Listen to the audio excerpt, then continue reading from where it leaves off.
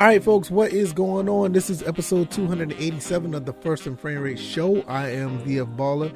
Over here, I talk about Atlanta Falcons football and Georgia Southern football, but today it's going to be a different episode. This is going to be way out of the normal what I normally do over here, because I'm going to actually be talking about another team, and I'm going to give you my thoughts on this said topic. If you see the topic already, we're going to talk about the LA Rams getting the Lombardi trophy. They won the Super Bowl. If you haven't watched it, 23-20, the LA Rams beat the Cincinnati Bengals. I want to talk about something that I say a coworker of mine, he asked this question, and it made me think. It made me think to the point where I actually wanted to do an episode on this, and I want to know you guys' thoughts as well. So, I want to get into that, but first I want to let you guys know, like I always do when I first get on here and do an episode, I want to thank you guys. Viewership, listenership is continuously rising. I really, really appreciate all the support. You guys are phenomenal. I cannot thank you guys enough. I mean, I started doing this on January 3rd as far as a daily show, and ever since I've been doing that, it's just been a consistent and sometimes just, especially on the podcast side, uptick in listenership. I really thank you guys. I mean, listenerships is well into the hundreds, and I didn't think it'd get like that because you guys are listening way more than you do over here on the video side. But if this is your first time here on the video side, thank you. If this is your first time here on the podcast side, thank you. If you're on the YouTube side or on Rumble, hit the like button, share this video, subscribe to the channel if you haven't already. If you're on the podcast side, give this a 5-star rating and also subscribe as well, because when you do, you'll get the episodes as soon as I upload them, and in some cases you can get them automatically downloaded. Now, if you want to donate, you can also do that as well. The links will be down in the description via CashApp or Anchor. I'm still in the process of getting the PayPal link back up and running once again. So we'll get into all that. But nevertheless, let's talk about this, because this is a pretty important, I feel personally, is a really important topic, because not many people really think about it, and I don't want to come off as a conspiracy theorist or anything like that, or I'm just thinking like the NFL is rigged or whatever. I don't think that. I don't want you guys to think that, because I truly, in some instances, some things are kind of out of whack. It make you go like this topic is going to make you think, make like that does sound kind of weird. But I don't think it is like deliberately rigged. But I want to talk about these LA Rams, their road to a Super Bowl championship, and what led to this. Was it led because the team was actually put together very well, or was it good, or was it some form of market manipulation? I want to really talk about this. Was it a form of market manipulation? Now let's go look back a little bit. We're going to go back to the St. Louis days. The St. Louis Rams weren't doing so well as far as, after the greatest show on turf, they was like, middle of the road to actually like trash at times.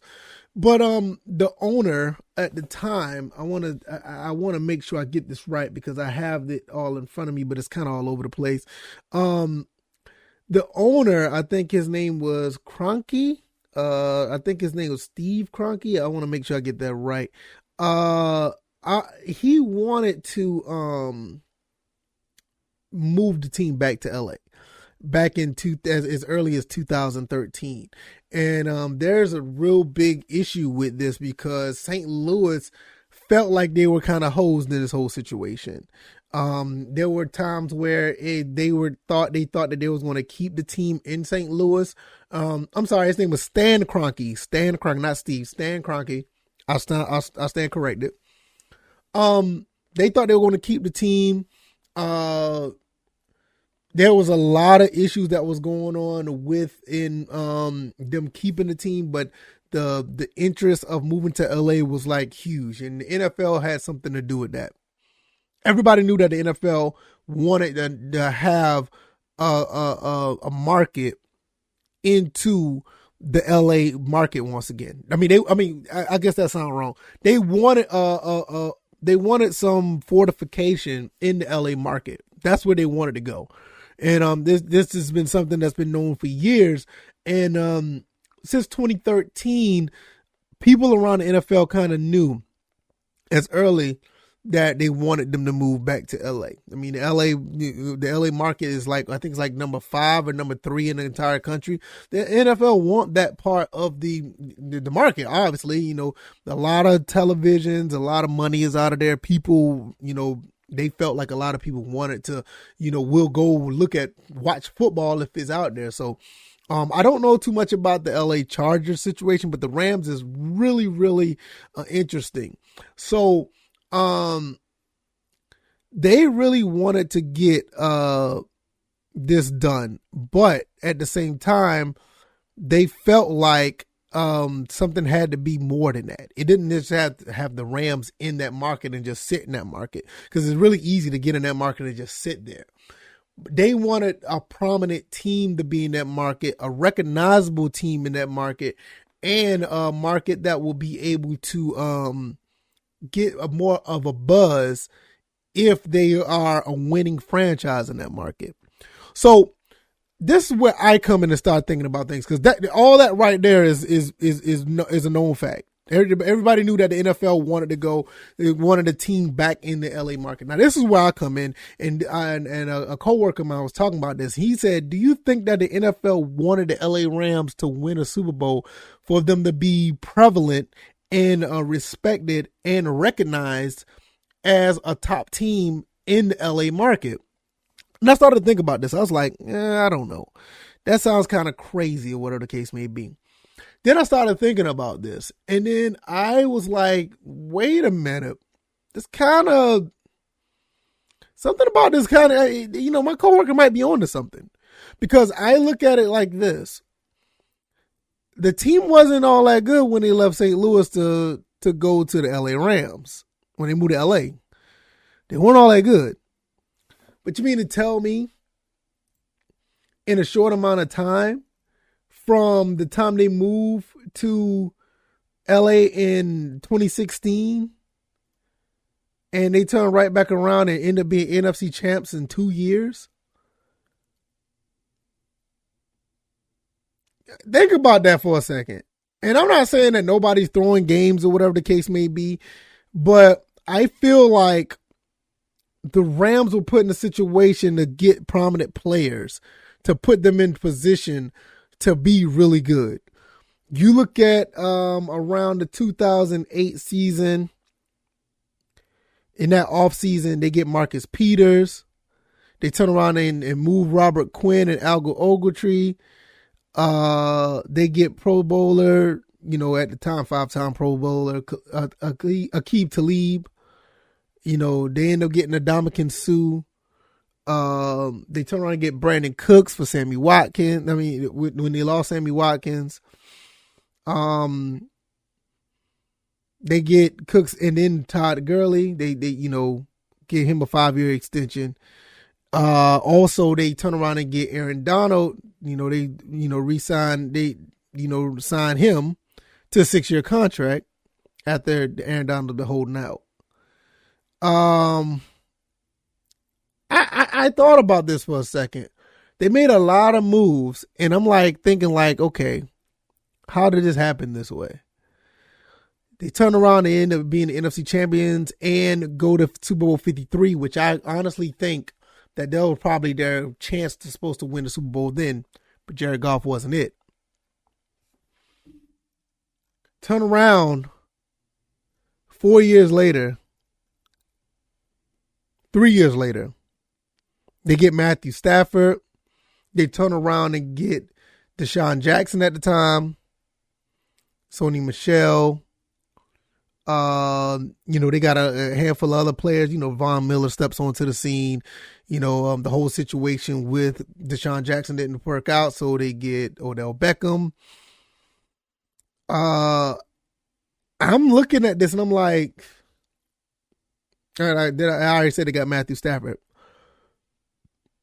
In all these trades, they gave up all these first round picks to get all of these players for the most part. I think Jalen Ramsey was a part of a trade at one point. I mean, I just sit back and think about it. They end up getting a Super Bowl within the next 5 years, going there twice in 5 years. Now I'm looking at this like, is it a situation where they wanted this market together, or they wanted this market to be prominent? And this is one way to do it, to make sure that the Rams are in position to win a Super Bowl.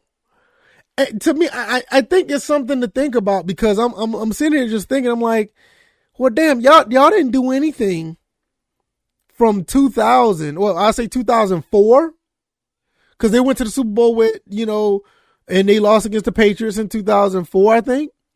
So from 2004 to 2016, y'all did nothing, and it's already behind the scenes saying that y'all wanted to move. And I'm going to get into that. What happened, because St. Louis got a $790 million settlement because St. Louis filed a lawsuit against the Rams. Let me tell you about this. This 2017 lawsuit filed on the behalf of, and I have this link down in the description, and it's at the bottom of the article. In 2017, the lawsuit was filed on behalf of the St. Louis County, and the St. Louis Regional Convention and Sports Complex Authority said Stan Kroenke, which is the owner, and other team officials and the league knew as early as 2013 that the Rams planned to relocate, but lied in denying it. The lawsuit said that the league ignored its own relocation guidelines in allowing the move. The Rams, Kroenke, and said the other guidelines are ironclad, and the league had the right to approve the move, that it was clearly in the interest of the NFL and the owners of the 32 teams. Now, I totally believe all of this. That's my gut feeling. I can't say that it's true, but I believe that this actually happened, and that's one of the reasons why they probably settled. I believe that this happened. I believe that they wanted to move to LA, get that big market, and put these guys in a position to be not necessarily Super Bowl champs, but put them in a position to compete for a Super Bowl title year in and year out. There's no other team. Everybody say, oh, the Rams went all in. They went all in for a title, or whatever the case may be. To me, this don't make much sense to me. And I'm going to tell you why. I don't know no coach. Maybe I'm wrong. Maybe the GM was on it as well. I don't know no coach as early as 30 years old wants to put himself in a situation to try to win a Super Bowl real quick and have nothing to show for in the back end, because I don't think they get a first round pick until like 2028. Maybe I'm wrong. I don't know. It just doesn't seem right that if you want to carry a legacy for yourself, you just go all in for one Super Bowl title. What if you don't make it? Like, what if you have a situation where it was a Super Bowl 53 and you lose to the Patriots? Where you just continue to ship off first round picks until you get the players that you want? I mean, to me, the more I thought about this, I'm like, well, is this all just a part of a ploy to get these guys prominent as a legit elite football team in the LA market? Like I said, I'm not thinking that it's a situation where they're just throwing games and they're or anything like that, or the NFL. I don't think it's rigged, but I do think the NFL wanted the LA market to be this prominent, and they was willing to go this far to do it. I do believe that. Now, I also believe, in my opinion, I feel like they doubled down and tried to get the LA Chargers into the fold as well, just by having them over there in the LA market, just to have another team there. Because the thing is, you can't tell me that a market in the LA market that really, let's be honest, the LA market never was really that good for football. That's why the Raiders kept leaving. That's why the Rams left one time already back in 95 or something like that. That's why they never, and it never really took off like they thought it would. That's why you had all these teams moving back and forth. But at this point, the LA market was just too huge, and they wanted to bring that football, they wanted to bring football there, and that's what they did. And I feel like the NFL put the Rams in position to be an elite team right away. Because like I said, there's no other team that really giving up that many draft picks.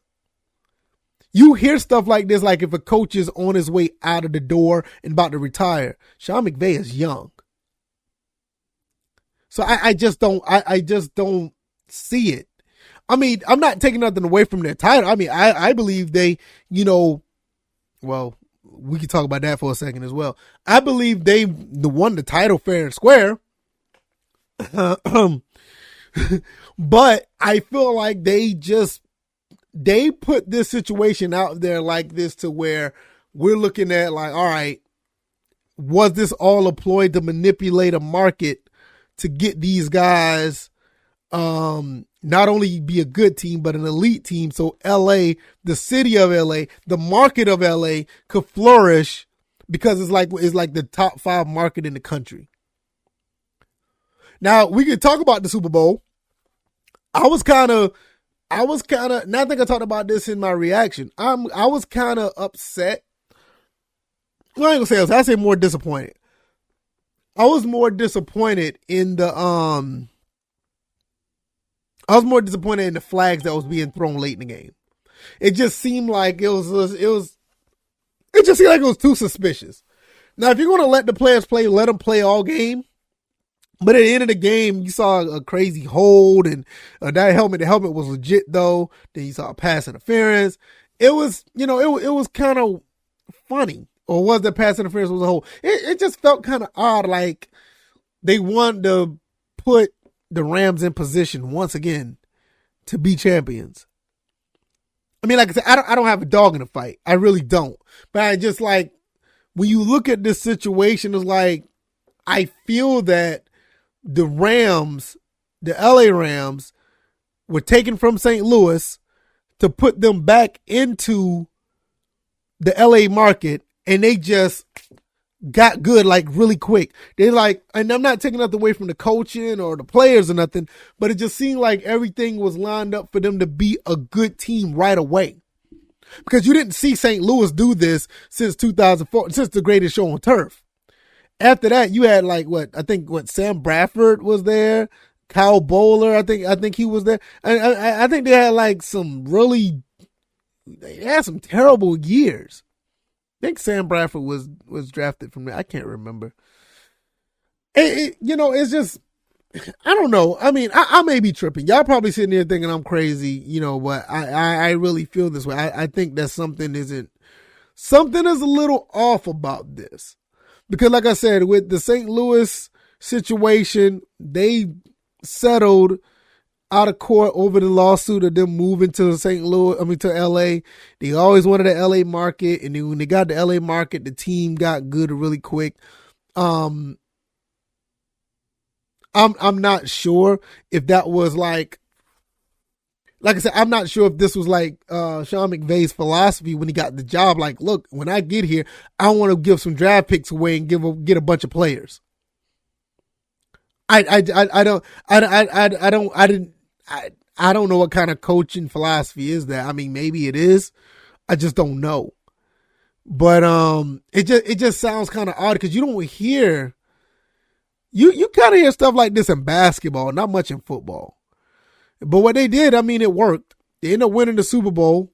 I congratulate them because I'm not saying that they shouldn't have won it, but it's just too many dots out there, and and it's almost like easy to connect. I don't know. Maybe I'm tripping. What you guys think? Unfortunately, I don't have much of Georgia Southern football to talk about or Atlanta Falcons football. I do plan on talking more Georgia Southern football in the next episode. I will say this, and I'm about to close. I think this pretty much concludes the episode. Let me know what you guys think about this LA Rams situation. Am I tripping? Am I the only one that sees this? Am I the only one that see this? Am I crazy? Because I feel like I think they manipulated the market to make LA a prominent market for the NFL. I truly, my gut feeling after my coworker told me that he asked me a simple question, and the more I thought about it, I just thought about this. But I probably will be talking about the Georgia Southern interview Coach Helton, Jared Benko. They had a one-on-one on, I thought it was a phenomenal interview. I may talk about that. If anything, I may touch on it a little bit tomorrow because there was a lot of information there. But if you've been following this whole transition with Georgia Southern, it's not much you haven't heard already, but it was some good information if you haven't heard it already. So that's pretty much going to be it for me. If you like this content, hit the like button. If you're on YouTube or Rumble, share this video, subscribe to the channels if you haven't already. I'm on YouTube and Rumble. Just type in First and Frame Rates. I should pop right on up on either one. Also, if you're on the podcast side of things, give me a 4 to 5 star rating on the star chart. Also subscribe as well, because if you subscribe, you'll get you'll get my episodes as soon as they upload. And in some cases, if you hit the link or if you hit the tab on some of them, they'll automatically download for you. Also, if you want to donate, hit the link down in the description on the Cash App or the Anchor app. Like I said, I'm still working on the PayPal side of things. Google, iTunes, Spotify, Anchor, Stitcher. I'm over there on the podcast side of things. If you're curious, you don't want to watch all the time. If you don't know, hey, I can listen to this on the go on my podcast app. Yes, you can. Let's go ahead and do that, and you can listen here. Just let me know what you guys think. I'm going to get up out of here. I will be talking more Georgia Southern, more Atlanta Falcons football throughout the week. You guys enjoy the rest of your Wednesday. You guys be easy. You guys be blessed. Peace.